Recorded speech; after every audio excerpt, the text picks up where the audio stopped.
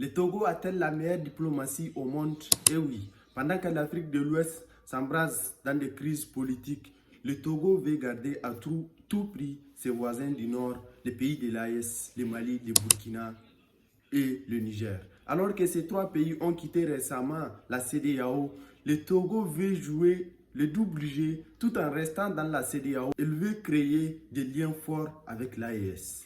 Ce 18 avril dernier, le Togo vient de lancer officiellement sa stratégie de 2026-2028 Togo Sahel. Alors, voyons voir la stratégie. Un plan global structuré en 5 piliers. La sécurité et la diplomatie au cœur de cette stratégie togolaise de 2026. Bienvenue sur Afrique Décryptée, n'hésitez pas à vous abonner. On va décortiquer cette nouvelle stratégie sous l'égide de son Excellence M. Robert Doucet, ministre des Affaires étrangères togolaise. Alors tout de suite, on va tout décortiquer ça. Alors, voyons maintenant le contenu de ce plan stratégique togolais à 5 piliers. D'abord, il y a le dialogue politique entre l'AES et les pays de la CEDEAO. Deuxièmement, lutte contre le terrorisme et l'insécurité. Troisièmement, l'intégration régionale du peuple. Donc, ça veut dire la facilité de l'intégration entre les peuples. Quatrièmement, la formation et l'éducation. Donc, ça aussi, c'est un peu intéressant. Cinquième et dernier pilier qui est le plus essentiel, selon moi, la coopération économique. Et oui. Alors, on va développer tout ça. Mais pour ce qui est de la sécurité, je sais que vous connaissez bien sûr, sans une coopération, sans l'union, lutter contre le terrorisme, c'est devenu très compliqué. Dans cette guerre imposée aux pays africains, si on est ensemble, on aura des résultats concrets. Le Togo a compris que l'intérêt est dans l'union et non pas dans les divisions du terrorisme. Donc, également, le Togo voit que les Génimes plantent de nouveaux drapeaux chaque jour dans les pays de la sous-région. La Guinée, le Bénin récemment, le nord du Bénin, la Côte d'Ivoire, dans certains cas, le Sénégal également, le Génimes a récemment menacé. Bref, le terrorisme a montré son souhait ou sa volonté de prendre de nouveaux terrains au-delà de l'AES.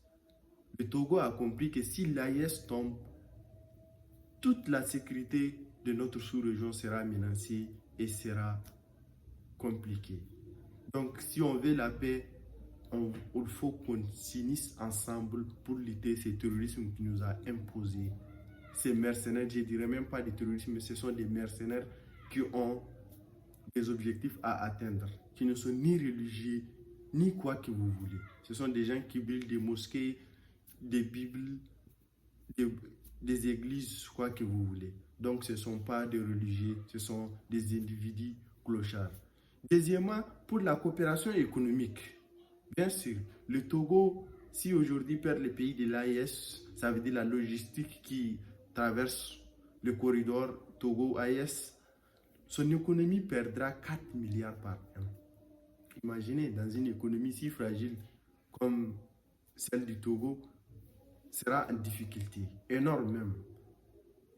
Il y a même des résultats. Certains ports, lorsqu'on l'AES, ils ont enregistré pas mal de difficultés, jusqu'à ils sont partis loin de faire des licenciements bizarres de leurs employés. Dans tous les cas, aujourd'hui, ils pleurent de leur côté. C'est leur problème. Le Togo refuse de se faire. Le Togo veut coopérer avec l'AES et que dans cette coopération, le Togo sortira très forte et gagnant. Donc l'AES aujourd'hui exporte beaucoup de matériel, surtout l'AES qui a en guerre de matériel militaire, tous traversent le corridor Togo-AES. Le port autonome de Lomé accueille aujourd'hui beaucoup de marchandises du pays de l'AES. Troisième, vous allez me dire comment le dialogue politique est possible aujourd'hui dans ces tensions entre l'AES et le Togo et la CEDEAO. C'est possible parce que le Togo a une posture neutre, si on peut l'appeler ainsi. Il est dans la CEDEAO, en même temps un partenaire stratégique et important de l'AES. Il a montré beaucoup de résultats sur ça. Donc, c'est facile de passer par le Togo pour régler les problèmes politiques, les crises politiques, si on peut l'appeler ainsi. Je rappelle qu'il n'existe aucun problème entre les peuples de la sous-région, ces peuples frères. Les frontières sont artificielles, on sait, mais les problèmes sont les problèmes politiques. Certains gouvernements de la sous-région veulent que l'AES tombe. Ils ne veulent pas que l'AES lutte avec ses propres moyens contre le terrorisme. Ils ne veulent pas que les pays de l'AES se développent. Mais dans tous les cas, l'AES tient toujours et tiendra, Inch'Allah. Donc le Togo veut mettre à la disposition de l'AES tous les moyens possibles pour une bonne coopération ensemble et durable.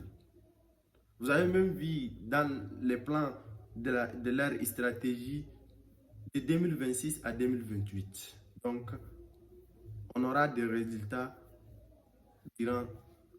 au cours du mandat de cette nouvelle stratégie. Alors, pour ce qui est de l'intégration régionale des peuples, ça aussi c'est un point très intéressant. À quoi sert l'AES en tant qu'institution? À quoi sert la CEDEAO en tant qu'institution si on ne parle pas des intérêts du peuple de la sous-région? Rappelez-vous qu'en Afrique, très malheureusement, on a des difficultés parce que si on crée des institutions, c'est pour nos peuples. Si on vote des lois à l'Assemblée, c'est pour le peuple. Exemple de l'Union européenne. Mais très malheureusement, ici chez nous, tout est politique. On prend des décisions que pour des raisons politiques. Alors, c'est le peuple d'abord. Votre fameuse démocratie, c'est pour le peuple normalement. Donc, c'est pour cela que le Togo veut faciliter l'intégration régionale entre les peuples. C'est vrai, il n'existe pas beaucoup de visas, mais rappelez-vous, 2025, les pays du CEDEAO ont exprimé leur volonté de mettre des visas aux citoyens de l'AES. Et oui, c'est pas anodin. Donc l'AES n'a jamais souhaité, mais dans tous les cas, c'est un point que le Togo voit aujourd'hui faille parce que le Togo est mieux placé pour comprendre ce qui se passe dans la sous-région. Moi, je dirais que c'est possible si le Togo se tienne vraiment pour régler ces problèmes-là de la sous-région, c'est possible. Notre intérêt est dans la diplomatie, dans la parole. Mettons ensemble, discutons-le ensemble. C'est quoi le problème? On règle les problèmes, on avance. En Afrique, on se connaît de la solidarité et non par des querelles et des crises politiques et des problèmes politiques bizarres qu'on nous a emportés chez l'autre. Alors, pour ce qui est de la formation et de l'éducation aussi, c'est un point à développer, c'est intéressant parce que le problème majeur de l'Afrique aujourd'hui, c'est de copier les autres.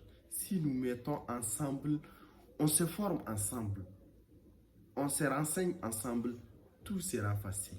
Parce que la réalité est là sur place. On n'a pas besoin d'aller chez l'autre pour amener quelque chose. On a tout. Nos peu moyens qu'on a, mettons-nous ensemble et parlons, discutons, trouvons des solutions et on avance ensemble. Donc c'est aussi simple que cela. Le Togo, à travers son diplomate Robert Doucet, a exprimé son souhait de créer une communauté ou une Afrique de l'Ouest importante et forte sur ses valeurs et avec ses filles et fils. Comment vous allez me dire que le Togo va échouer? Non, loin de cela. Parce que le moment où les autres se sont absentés ou se sont montrés leurs failles, leur vrai visage, le Togo a tenu debout. Le Togo a dit non de s'ingérer dans les affaires intérieures de l'AES. Et puis pour la question sécurité, le Togo voit aujourd'hui, chaque jour, les génies prennent de nouveaux terrains.